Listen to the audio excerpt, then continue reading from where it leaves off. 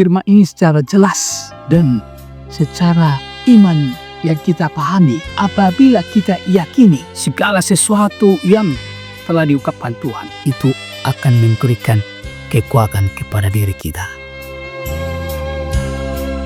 Berharaplah kepada Tuhan di dalam segala keinginanmu. Janganlah kau berharap kepada manusia.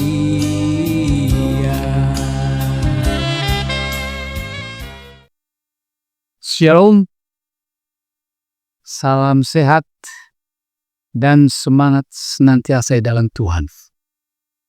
Tuhan sungguh baik. Apapun persoalan kita, harus kita katakan dalam diri kita, bahkan di dalam statement kita, dalam situasi apapun kita katakan, Tuhan sungguh baik. Ya, memang bagaimana kita bisa menyatakan seperti statement yang saya katakan tadi, kalau kondisi kita dalam keadaan susah ibaratnya, banyak masalah, atau dalam keadaan sakit. Tetapi ada satu hal yang perlu kita bahas untuk menguatkan kehidupan kita yang saat ini bisa katakan serba sulit, yaitu tentang iman. Apa itu iman? Dan bagaimana kita mengaplikasikan atau melakukan iman ini? Di dalam Ibrani 11 ayat 1 dikatakan, iman adalah dasar dari segala sesuatu yang kita harapkan dan bukti dari segala sesuatu yang tidak kita lihat. Sekali lagi, iman adalah dasar dari segala sesuatu yang kita harapkan dan bukti dari segala sesuatu yang tidak kita lihat. Memang kalau dilihat daripada kata-kata ini secara gramatikal, yaitu dasar dari segala sesuatu yang kita harapkan dan bukti dari segala sesuatu yang tidak kita lihat. Berarti ada dasar landasan dan sudah terbukti walaupun tidak kita lihat. Nah, ini kalau secara kedagingan sulit itu dipahami, tetapi firman ini secara jelas dan secara iman yang kita pahami, apabila kita yakini segala sesuatu yang telah diungkapkan Tuhan, itu akan memberikan kekuatan kepada diri kita.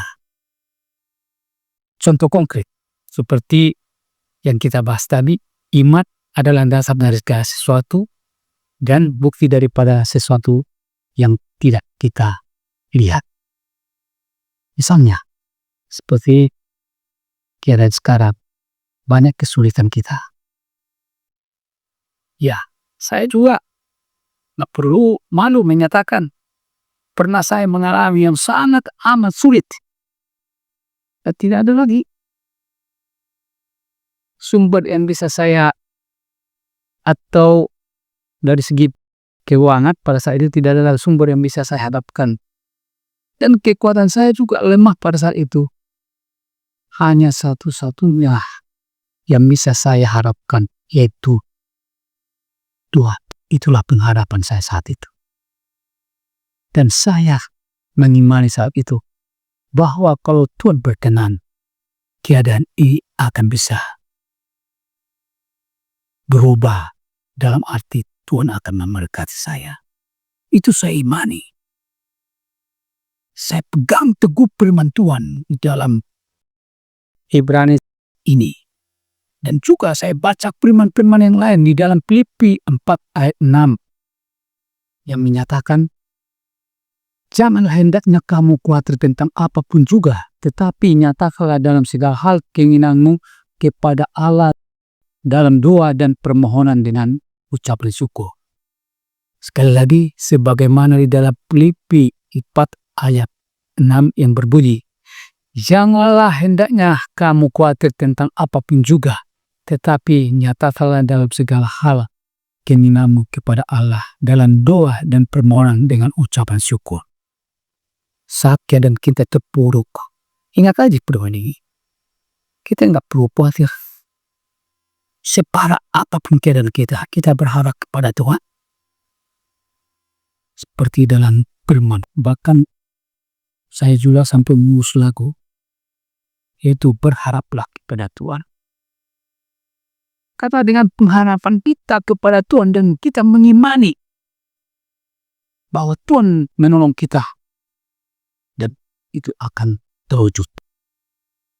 Saat itu sungguh fights secara kendalinya saya rasakan. Sudah sakit, tidak ada peluang, tidak ada pengharapan secara daki.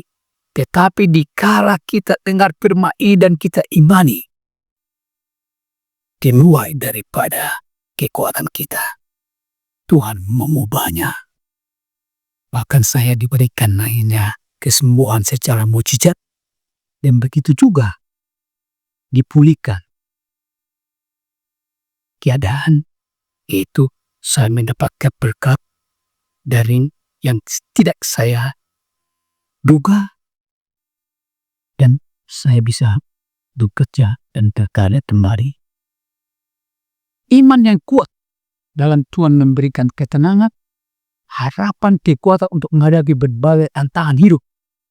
Iman yang kokoh membantu kita atau seseorang agar tetap fokus pada janji Tuhan dan mengandalkannya dalam setiap situasi. Bahkan ketika menghadapi tantangan kesulitan yang sangat amat dalam kehidupan ini, percayalah kepada Tuhan, taati firman Tuhan. Tetapi iman tanpa perbuatan adalah sia-sia. Artinya, kalau kita udah beriman kepada Tuhan, ya kita lakukan firman-Nya semuanya. Kita baca firman Tuhan, kita serahkan hidup kita secara total kepada Dia. Niscaya kita akan menjadi berkat di dalam keluarga, di dalam masyarakat, bahkan di dalam bangsa dan dunia ini. Kiranya Tuhan memberkati kita. Salam. Sampai ketemu. Tuhan Yesus memberkati kita.